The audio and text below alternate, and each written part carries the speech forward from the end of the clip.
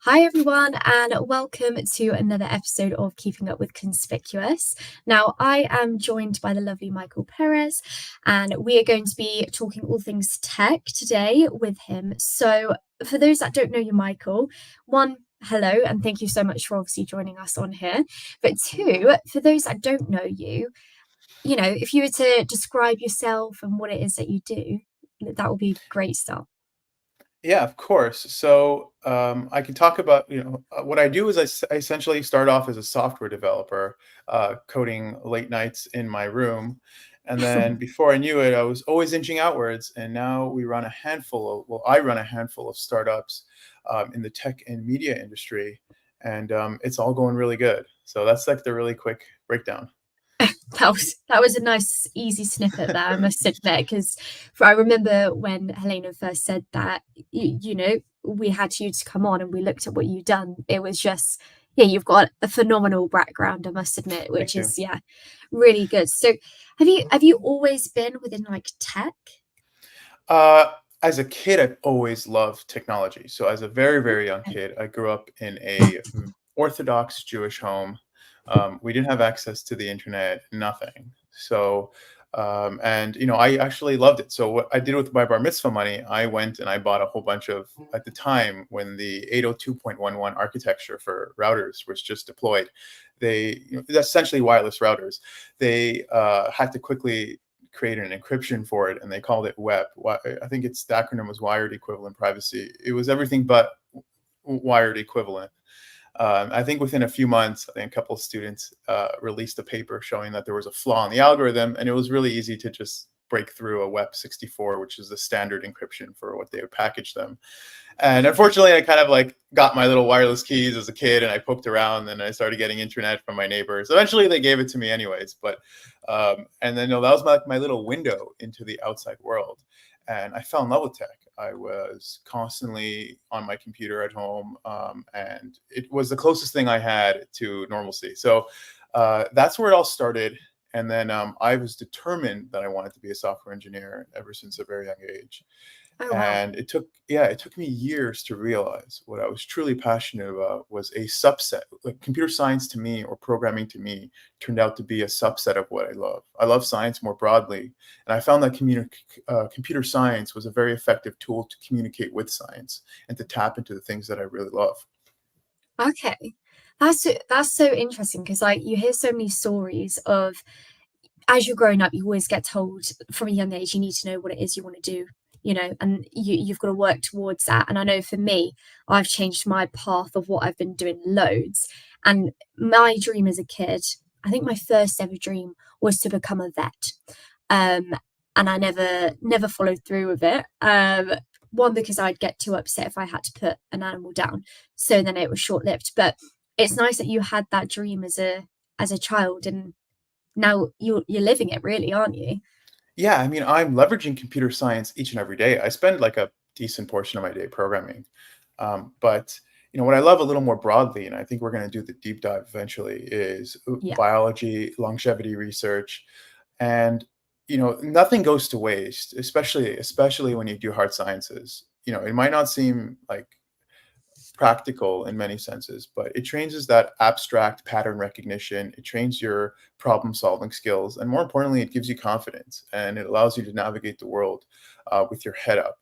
So, computer science has been probably the best tool that I've had to kind of explore other areas in science. And I would kind of get a little backwards on you here. I first studied computer science and then I studied mathematics. And I would Okay. strangely argue that mathematics was more effective for computer science than computer science was for computer science. And I kept starting to realize that the deeper you dig, the better it is. And for a lot of you guys starting out there that might be confused by that statement, the way I look at it is, you ever have like, you're learning like calculus 2 and, or calculus 1 or any math course, and then you kind of look on your textbook and you have like problem 1, problem 2, and the first problem covers the concept in the absolute most basic form, and then the 10th problem gives you like a really hard problem, and you kind Yeah. of build up to it. What I used to do, I would start at like problem number 9 and 10. It would take me like a whole long time to get it. But once I was able to solve the hardest problems, looking back, everything seemed easier. And that's kind of how you can see science in general. It's all a build on one thing on top of the other. You can be, I mean, how many of us who've done computer science been to a class where everyone hated calculus and they hated math and they said they were horrible at it, but they were incredibly good programmers. And that's what makes science effective. Computer science is nothing but mathematics. It's all constructs, it's all abstraction, it's all functions. And this is how science works. It's like abstraction builds on abstraction, but you really don't need to understand the step below it. But if you're willing to understand the underlying mechanisms below the tools you're using, everything above it, like if you're looking at it from a top-down approach, everything below it seems radically easier. So, Yeah. yeah, that was just my piece of advice. But I always felt that taking the most challenging path forward gives you a confidence to tackle everything before it.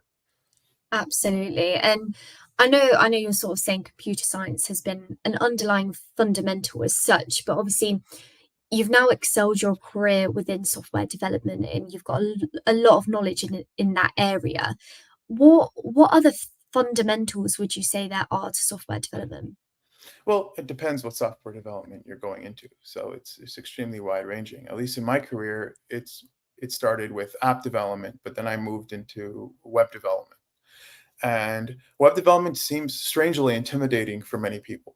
Not necessarily because it's programmatically complex. The most common language for web development tools, especially if you're not developing anything exceptionally proprietary or exceptionally custom, and you're making a typical website. And that's how a lot of us generally start out. We start out with basic websites. Our neighbor needs a website, our friend needs a website, and that's kind of where you poke into the world and you Yeah. expand outwards. I wouldn't say it's programmatically complex. You're using PHP, which is something called a loosely typed language. It's not like Java, where you have to be extremely articulate about what you're defining.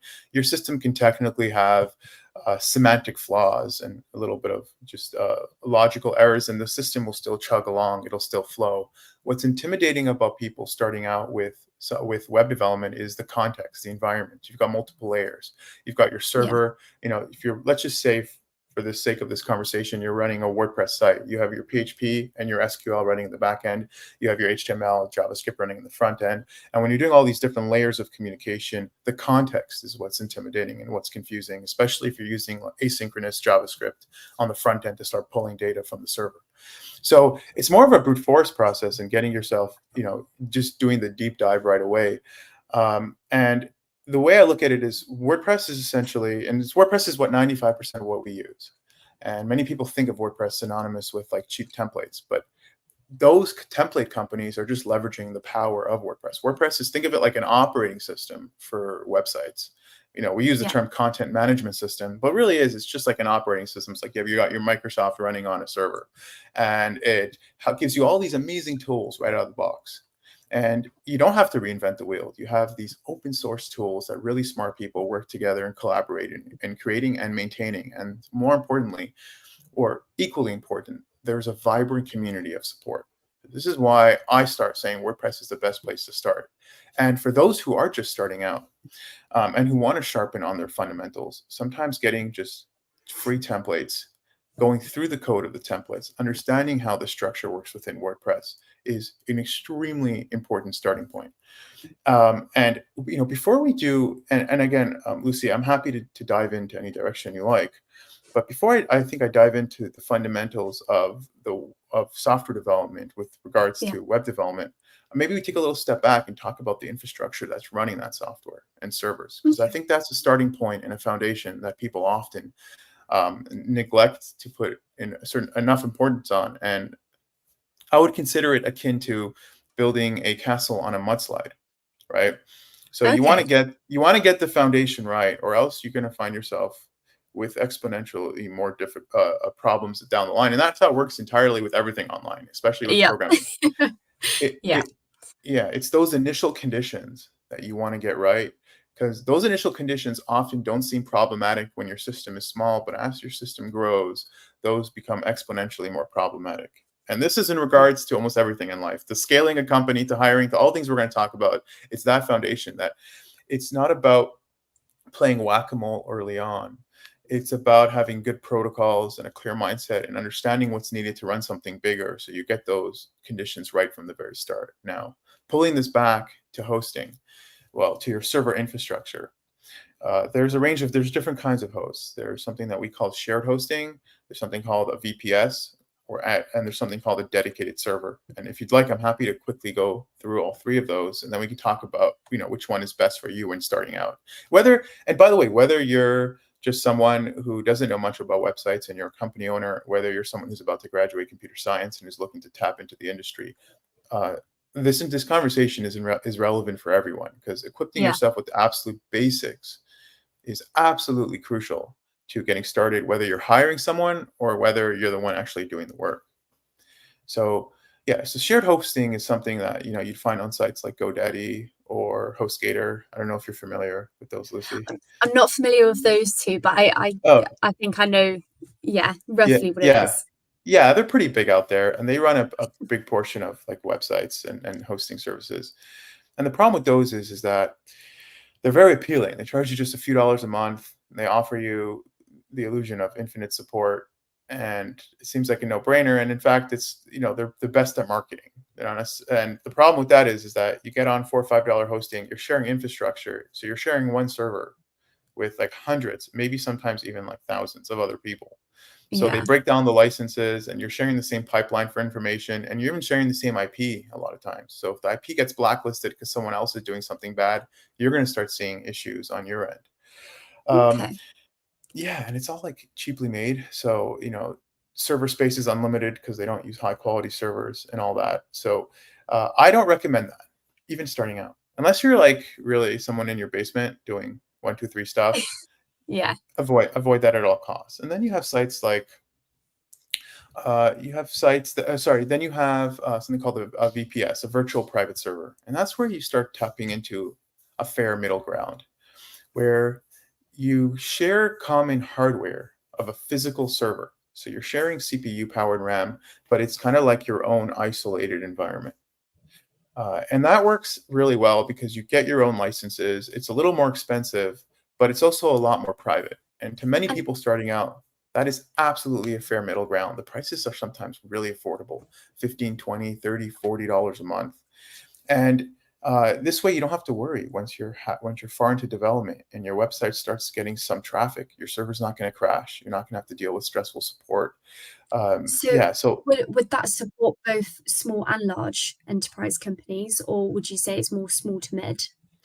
I'm talking to that for a VPS. I would stick to small companies. If you're a mid to Okay. large company and whatnot, then we want to hop on to the third point, and that's getting a Yeah. dedicated server. So this is Okay. where you'd hire a sysadmin or someone, and you'd rent something like bare metal from a company, and you'd store it in a dark room. So you'd literally choose your server specs, and they would just plug in the server into the computer. They would boot it up, and they would say the rest is your problem, right? And then you have to run the OS. Then you have to set up your web server and do all that stuff.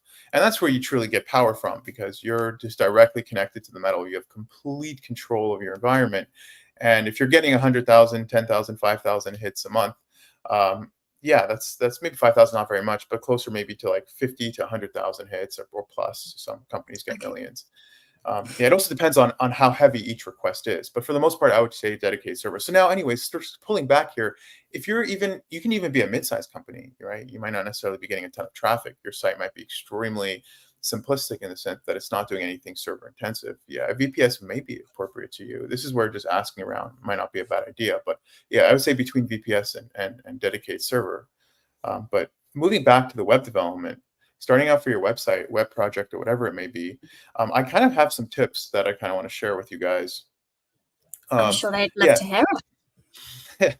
so if you're looking to make an informative or even a transactional e-commerce site, there are some good, very simplistic tools out of the box that have evolved over time. So there's like Shopify, Squarespace. Those are like code-free solutions. The problem, so there's no solution is necessarily best, right? It's always an engineering trade-off. You're trading something for something else, but it really depends on what you're looking for, right? Just like no car is the best car, you got to define what it is your objective. A van can be the best car for you, or a race car can be the best car for you. If you're trying to move a family of 8 siblings down the street in the most cost-effective way, I wouldn't recommend you buy a race car, right? So it really depends on what you're looking for. But if for the general use case where we're doing transactional stuff, if you're on a budget, where you want to do an MVP, a minimum viable product, and you want to keep a developer out, and you just really just want to get your foot down and get started. And also, when you're very early on in your company, you might not, you might develop the idea as you develop the site. So you might not want to dig too down and keep things super, super minimalist. And something like Shopify or Squarespace can offer you a very quick start. And the cost and the trade-off there is simplicity. When something's super simple, you're subject to the mercy of its simplicity. And you always have to Okay. keep that in mind. Yeah, you always got to keep that in mind. Um, so Squarespace, Wix, all that stuff is really good if you're really early on. If you're trying to do something ever slightly more complex, WordPress opens a world of opportunity. You can do things fairly simple, buy a cheap template, test things out, or you can create your own custom systems on WordPress. And Lucy, I'm happy to dive deeper in that if you'd like. I'm more than happy if you whatever you feel is best to go from. I know we've got someone who has asked a question that has popped up actually. That's quite cool. Oh, cool. um so I think, I mean, if you're happy to answer this question now, we can do that, or Sure. we can, Sure, yeah, sure. and then we can hop back into that part a little bit later on, I reckon. But as Ryan's politely asked, he said, what would be a key piece of advice you would give to tech entrepreneurs facing the challenge of scaling their businesses while maintaining effective personal and business branding? Which I think is a pretty spot on question for yourself, and I'm sure you've got good Yeah, advice.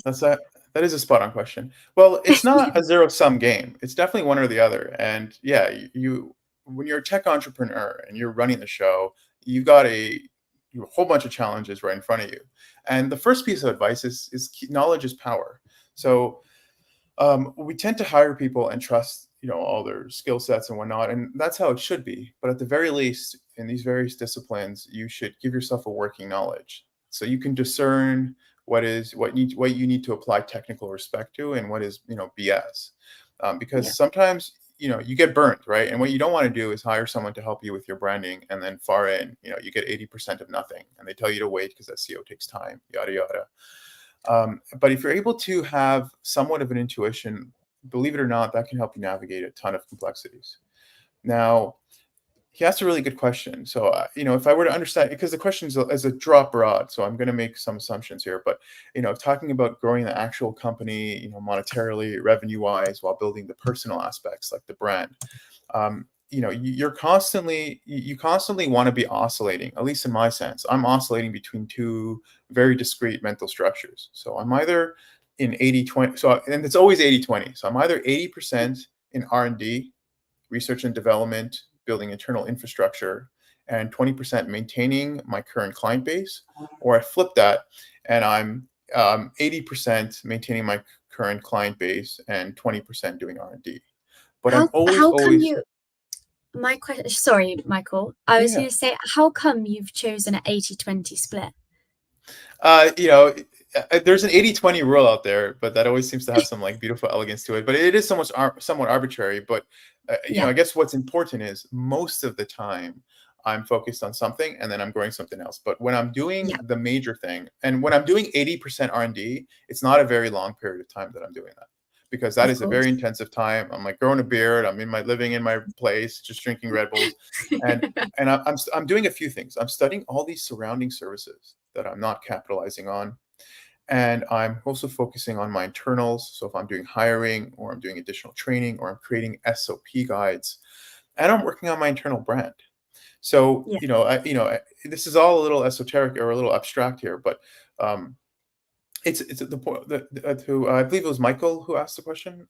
right. Sorry. Yeah. So to answer Michael's question specifically, first of all, you want to get a surface understanding in everything you're doing. And if you're doing branding, if you're doing specifically SEO or public relations, PR, start to dip your toes out there in various services, get a feel, and never rush anything. Never get too exciting. Never FOMO into transactions. Do very slow and steady, because unfortunately, there's a lot of bad, a lot of projects that can be pretty expensive and don't necessarily pan out the way you want them to. So I would say really slow and steady wins the race. Study things really carefully, align yourself with high quality people, and learn to leverage your own value to build relationships with other people. whether it's your uniqueness factor, whether it's the unique services your company offers. You want to focus on relationship building, because that's where you get really good, full-hearted advice, you get genuine advice, and then you can create a platform for making healthy decisions. But it's a struggle between, because you got to keep that revenue coming in, but you also need to stay competitive. So you need to constantly remain innovative, and you need to constantly work on your internal brand. So I hope that answered his question.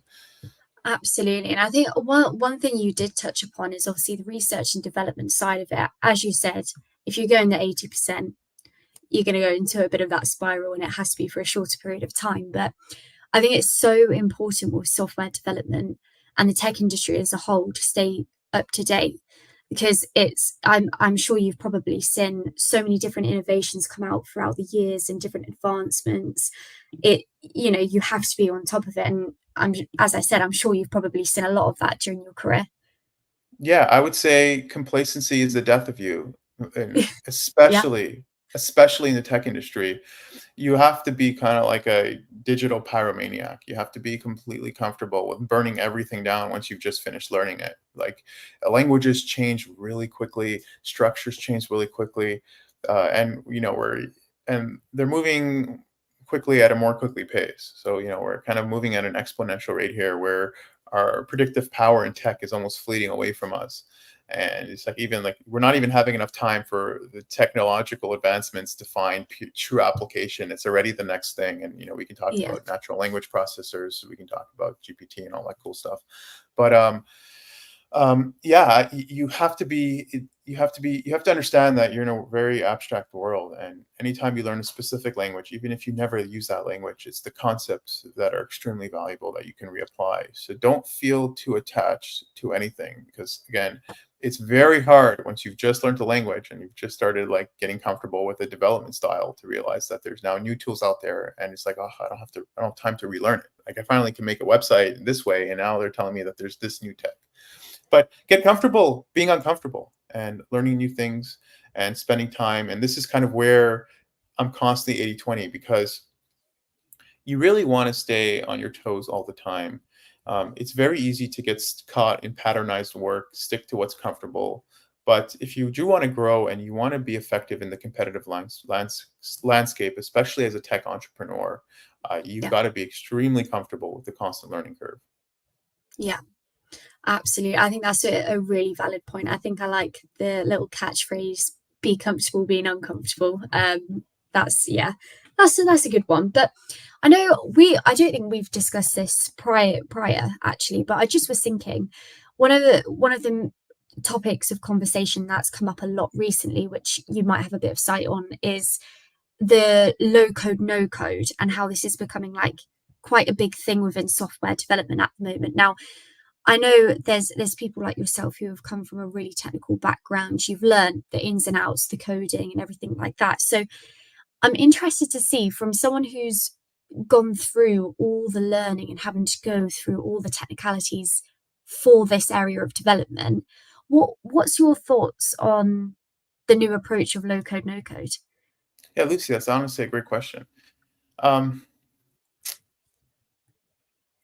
Understanding code is absolutely essential, period. So these no code solutions, again, offer you're always confined with a pretty low ceiling, and you're at the mercy of the simplicity of these tools. And the moment you need a modicum of complexity, things can get absolutely chaotic. There's a reason why tools are complicated. They're complicated because they're powerful. They're complicated Yeah, because they're nuanced. They're complicated because they can do surgical things. So again, when you question what use case, if you got an extremely primitive use case, that's where there's kind of a beautiful ground in using no code.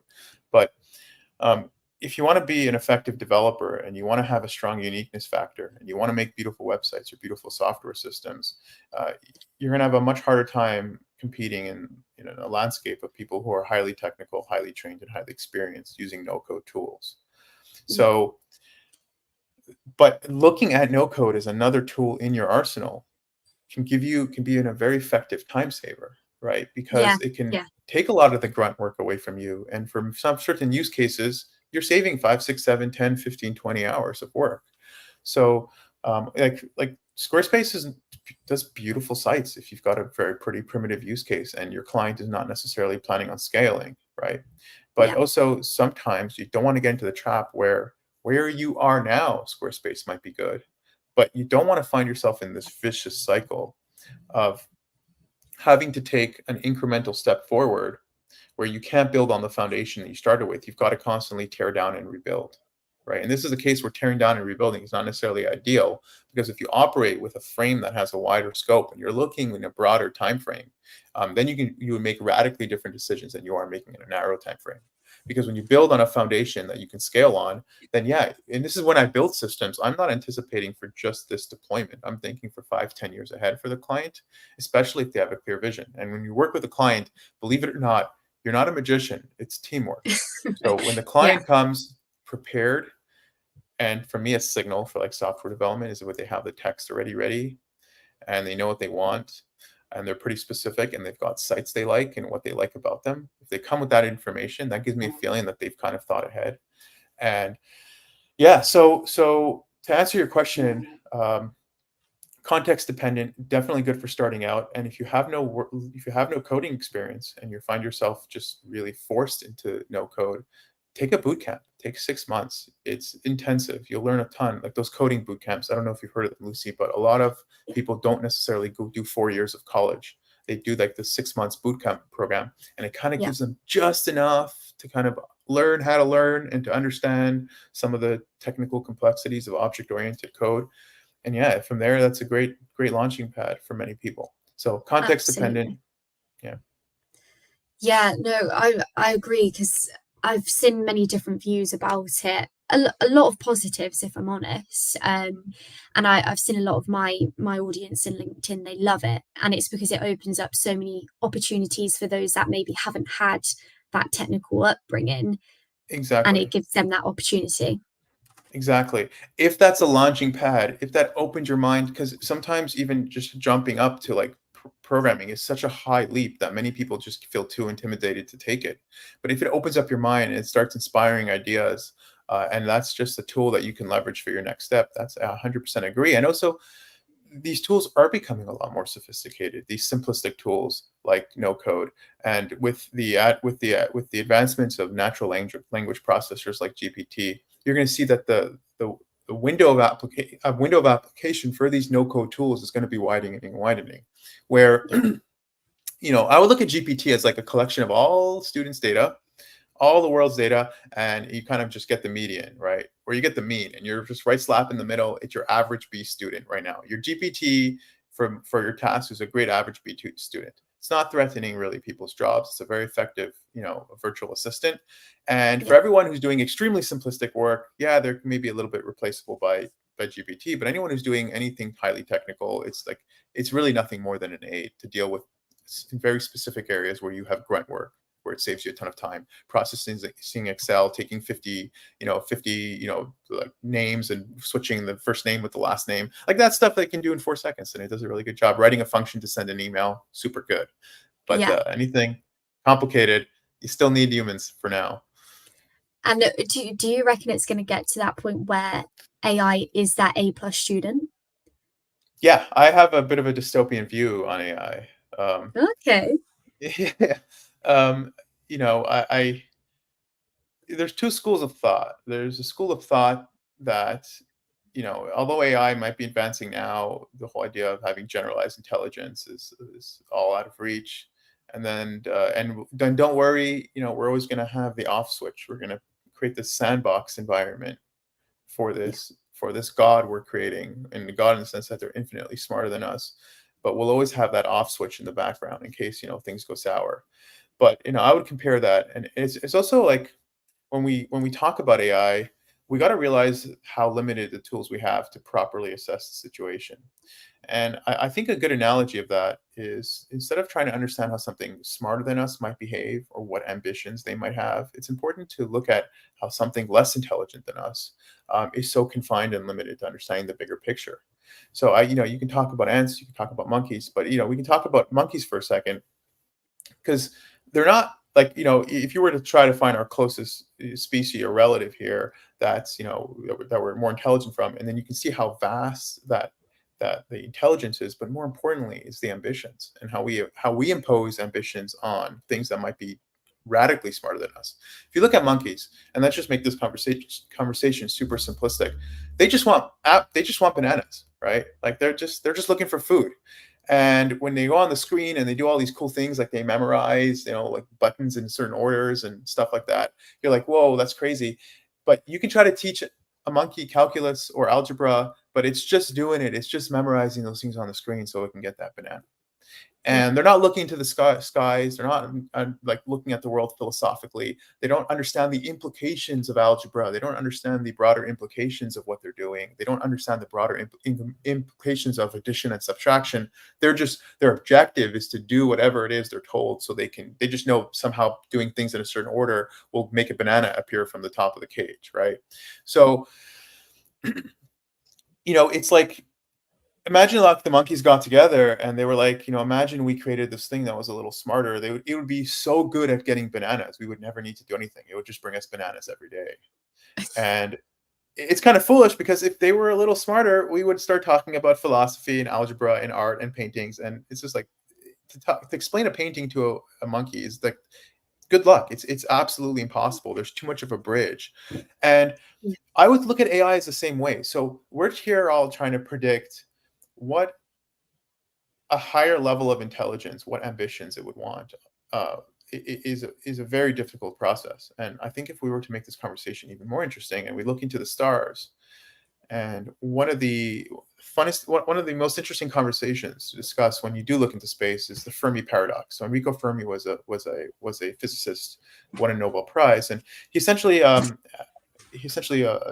came up with this paradox where, if you look at, everything is in place for us to assume that this universe should be teeming and explosive with life, yet we haven't seen any single bit of any sign of life yet. And how do we reconcile these two conflicting thoughts?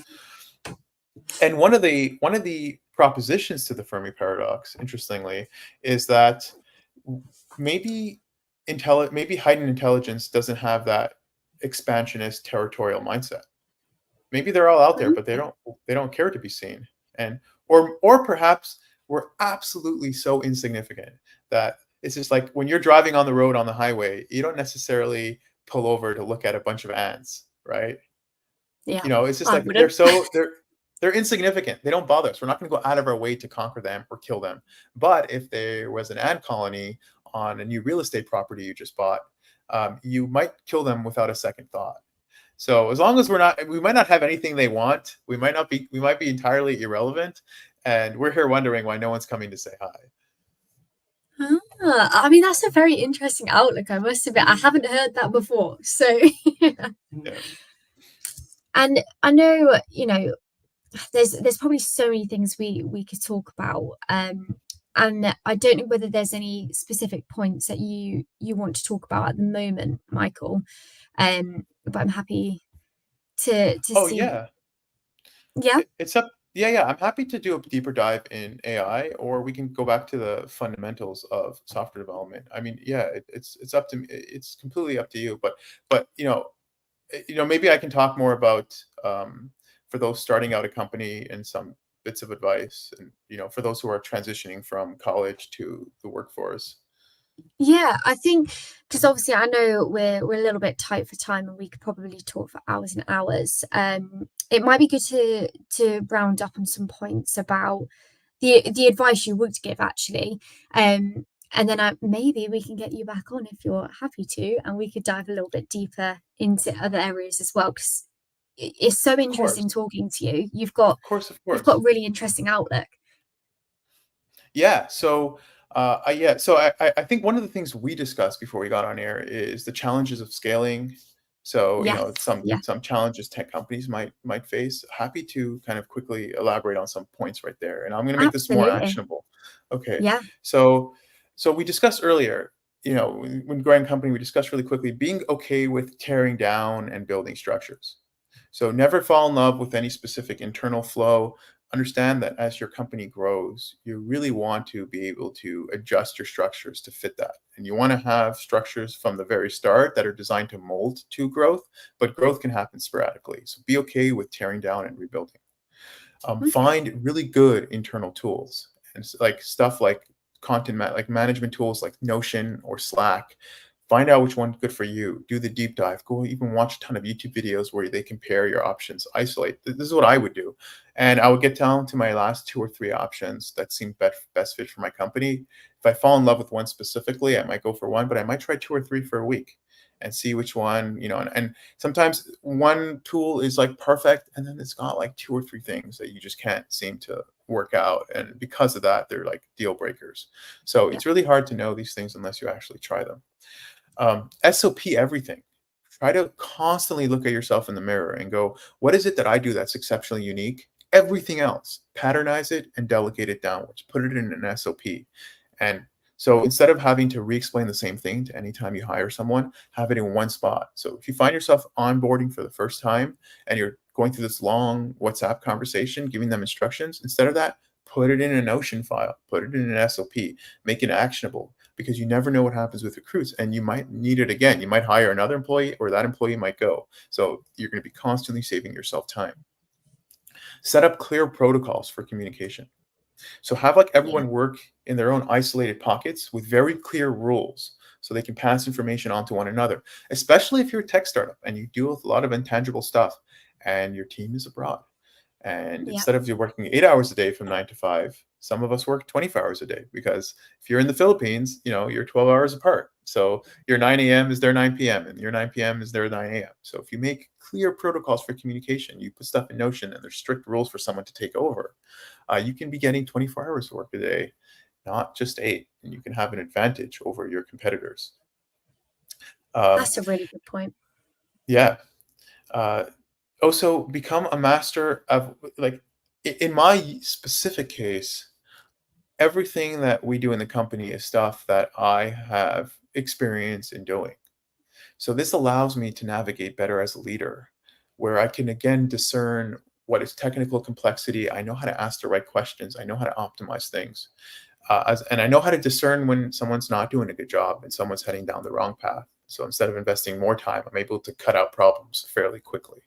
So don't just blindly hire a graphic designer. Don't just blindly hire a web developer, right? Understand the absolute basics. Watch YouTube videos. Understand the difference between WordPress and Wix or Weebly or Squarespace. So at the very least, you can equip yourself with the basic information to make healthier decisions. And again, I mentioned this earlier, but it's your uniqueness factor. It's what'll help you strive as an individual. It's what'll help you strive as a company. What separates you from your competitors? Your friend was asking about branding. I probably should have said this earlier. Really find out what makes you better than your competitors. And a way to start asking this is maybe, pretend you were doing an interview and someone asked you, what are the biggest issues in your company? If you're conscious of those issues, you've probably taken measures to be different and do better. Okay. So yeah, identifying your uniqueness factor is absolutely crucial. It's the thing that might be a source of tension generally in a group, because it's different and it stands out, and people might not necessarily understand it. But whatever it is, when you discover that and you learn how to build on that, you'll eventually be able to offer value in a way that other people can't.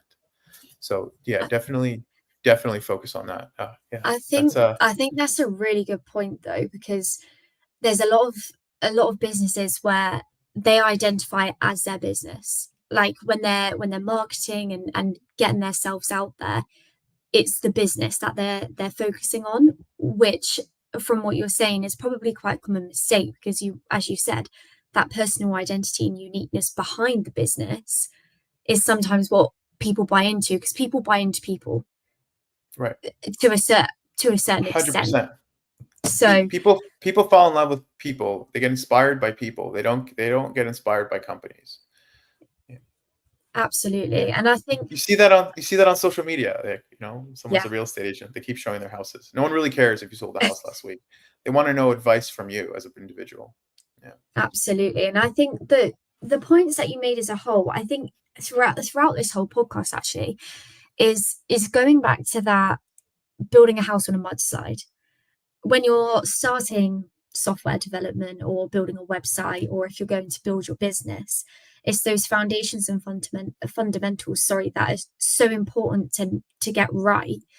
And as you said, the underlying thing to also that is being adaptable as a person. So from the outset, being able to be adaptable to the environment you're in, and have that as a personal factor, as well as having the ability to put the foundations in the right place, Right. then hopefully you're on your way to a bit of success. Right. But and slightly more abstractly here, I would say if you go back 40, 50 years, to where the entire schooling system has really been kind of solidified from. You go to school for a few years, you learn you would, even before school, you would look up on a piece of paper, oh, so what engineering pays the best? Yeah, there's a mechanical, there's electrical, you pick your trade, you go to school for 4 years, and then you come out and you get a job, and you're very nuanced, and that's it. You work for a company. We're in an environment where that's not necessarily as effective as it used to be. Our environments are becoming a lot, with the advancements of various factors. Our environments are becoming a lot more uh, unpredictable. Like, and Yeah, you can use COVID as a great stress test for that. And we're in a world where a lot of things are untangible, and those are the things you want to engage with. You want to engage with the sort of skills that don't confine you to a specific location, ideally, right? Of course, there are yeah, some jobs that, these variables are non-starters, but you want to confine yourself to a place that, that's not confined to a place. You want to have a set of skills that are highly abstract, highly malleable, and can apply to different environments. So something like COVID wouldn't have such a shock on you. And, one of the terms we use in industry is called the career portfolio. You don't want to put too many eggs in one basket. And yeah. we're in a world where, being specialized is very important, but having a very strong surface view and constantly in learning mode, learning new skills at a higher level can help you adjust in a way that other people might have a difficult time with when stuff like COVID crop up. Absolutely. And I think that's a massive thing nowadays as well, is being able to expand that skill set. We're seeing a lot more as recruiters. This is a bit more specialized to what we do, but we're seeing a lot more on job specs about a different variety of skills of what they're looking for. Instead of it just being one technology or one system, it's now being partnered up with another thing. And that's just going to continue. Right. People want people that have a variety of skills nowadays as well. Right. And also remember, I know this sounds a little harsh, but you're always defined by your weakest component. So you might be the Yeah, best programmer out there. You might like just no problem doing anything in your specific area of discipline, grade A student. But we're in a real world. And if you can't interact with people, if you don't know how to build relationships, if you don't know how to work with other people, you're defined by by that biggest limitation. So being a great programmer doesn't just mean being a great programmer. It means having great social skills. It means learning how to interact with people. It means learning how to build relationships, learning how to work with a team, learning how to communicate information effectively to those who are making decisions on top of you, right? So you can be yeah, the best programmer, but if you're not relatable to your boss, he might decide that you're not as good as you really are because he doesn't understand. So it's the whole relatability factor that's just really important. And hey, you don't learn that in school, at least for the most part. So exactly. yeah. There's only so much school can teach you. Right. But I appreciate, as I said, I know we could probably talk for hours, and I think you've got a very interesting outlook on a lot of different things. I don't know whether there's any more comments that are coming in, but as per usual, if anyone does want to comment anything, myself and Michael will look at the comments after, and I'm sure we'll both be happy to answer any questions people have. But I think, yeah, for now, unless there's any sort of a final sentence you want to round up on, I don't know whether there's anything you want to finish up. Parting words. That's the one. I would say never get too comfortable with what you're currently doing. Have a 5-year plan, have a 10-year plan, aggressively and stubbornly pursue it, and know when to adjust. Yeah, those are my parting words. I like it. That's good to know. Very good. Yeah.